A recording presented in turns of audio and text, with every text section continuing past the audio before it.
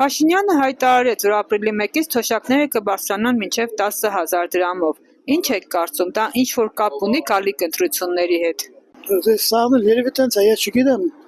իրանց մտքին ինչ կա, քաղաքականություն այնքան դժվար ու անշնորհակալ կազմակերպություն է, որ չգիտես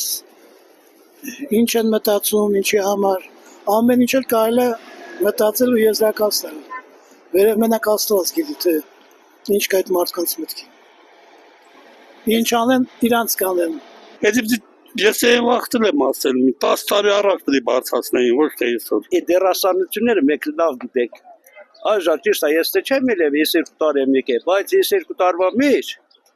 արագ տանեն դատեն, գործուն է ստար, Ալեքսանդրանը զիվելցի։ Պաշտոնը ես ծանում են, էլի։ Ինչի՞։ Ինչ եք օգտվում, ես հրետակում անկախի չեմ օգտվել։ Երևի կապ ունենա։ Իմ կարծիքով այո։ Դե հիմա ախր նենց է, որ դե եթե պետք է թոշակները բարձրանա, ասենք կարար ավելի շուտ բարձրանալ, ես չգիտեմ, ես տենց այդ իրանց ներքին կուխնյային տեղյակ չեմ բյուջեի եւ այլ մնացած, բայց կարելի է եթե ընտրություններից ավելի